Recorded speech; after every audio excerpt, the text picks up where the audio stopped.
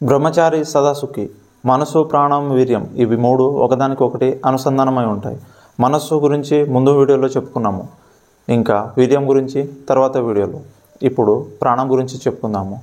పంచప్రాణాలు గాల్లో కలిసిపోయాయి, నా పంచప్రాణాలు నువ్వే అని అంటుంటారు కదా, అవే ఇప్పుడు చెప్పబోయే పంచప్రాణాలు. ప్రాణవాయువు, ఆపానవాయువు, సమానవాయువు, ఉదానవాయువు, వ్యానవాయువు.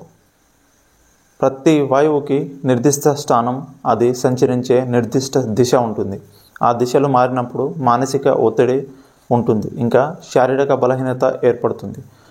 ఆయుర్వేదంలో వాత రోగం అంటారు కదా, రోగం అంటే ఈ పవనాల గమనాలు మారడమే.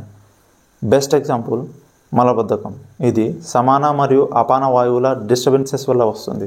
ఇలానే యాంగ్జైటీ, ఆర్థరైటిస్, పారాలిసిస్, అలా లిస్ట్ చాలా పెద్దది.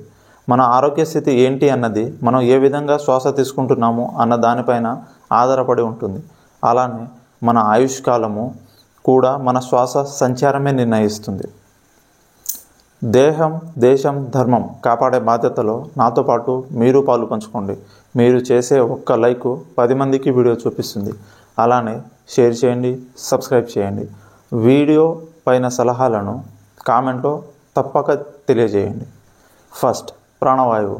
దీని శరీరంపై దిశలో పయనిస్తుంది. ఇది పంచమహాభూతాల నుంచి ప్రాణాన్ని తీసుకుని మిగిలిన అవయవాలకు అందిస్తుంది. దీని స్థానం ఛాతీ భాగం.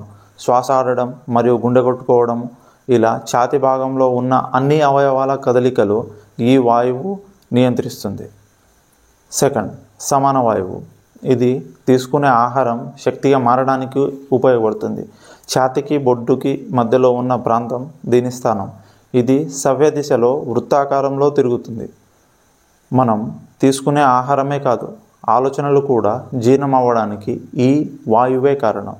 గమనించండి, మనసు మంచిగా లేకపోతే మనలో ఎంతమందికి సుఖంగా విరేచనాలు అవుతాయి, ఇంకా ఎంతమందికి మలం బద్దకించి ఉండిపోతుంది. థర్డ్, అపానవాయువు. ఇది మన శరీరంలో ఉండే వ్యర్థాలు, అది మానసిక వ్యర్థాలు లేదా భౌతిక వ్యర్థాలు తొలగించడంలో ఉపయోగపడుతుంది. బొడ్డు కింది భాగం దీని స్థానం, ఇంకా దీని గమనం కిందికి మాత్రమే వెళుతుంది. ముఖ్యంగా మహిళలకు మాసిక ధర్మం రాకపోవడానికి ఈ వాయువే కారణం. ఫోర్త్, వ్యానవాయువు. ఇది శరీరం మొత్తం వ్యాపించి ఉంటుంది. అనియంత్రిత చర్యలు, భౌతిక మరియు మానసిక అన్నింటికీ ఈ వాయువే కారణం. శరీరంలో ఉండే అన్ని అవయవాల పనితీరుని ఒకదానితో ఇంకొకటి జోడించి మనల్ని ఎప్పుడూ ఉత్సాహంగా ఉంచేది కూడా ఈ వాయువే. ఫిఫ్త్, ఉదాన వాయువు. మెడ నుంచి పైభాగంలో దీని స్థానము. దీని గమనం ఎప్పుడూ పై దిశలోనే ఉంటుంది. కేంద్ర నాడీ వ్యవస్థ మొత్తం ఈ వాయువు నియంత్రణలో ఉంటుంది. తర్కానికి సంబంధించిన ఊహాత్మకమైన, లాజికల్ అండ్ ఇంట్యూషనల్ అన్ని ఆలోచనలు సక్రమంగా ఉండాలి అంటే ఈ వాయువుని సమతులనం చేసుకోవాలి. ఈ వాయువుల దిశ, దశ అన్నీ సక్రమంగా ఉండాలి అంటే వాటికి అవసరమైన జ్ఞానము ఆయుర్వేదం, యోగశాస్త్రం, ఇంకా మంత్రశాస్త్రంలోనే ఉన్నది. ఎలాంటి సాధన లేకుండానే అన్ని వాయువుల సంచారం సక్రమంగా ఉండి మనం మానసికంగా, శారీరకంగా దృఢంగా ఉండాలి అంటే ఔషధం ఒక్కటే, బ్రహ్మచర్యం.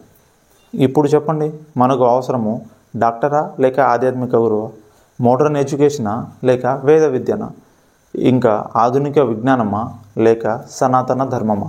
మనం నిజానికి మన ఆత్మలని టెక్నాలజీకి అమ్మేసి అప్పు చేసి మరీ అనారోగ్యం తెచ్చుకుంటున్నాము, కేవలం ఇంగ్లీష్ రోగం కారణంగా.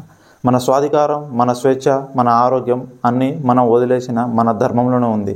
అందుకనే go back to the Vedas. వాయువులు ఉండే స్థానాన్ని బట్టి చక్రాలు, వాటి శక్తులు, ఇంకా వాటి దోషాల వల్ల వచ్చే రోగాలు, వాటిని నివారించే ఉపాయాలు తర్వాత వీడియోలో చెప్తూనే ఉంటా. సబ్స్క్రైబ్ చేసుకోండి.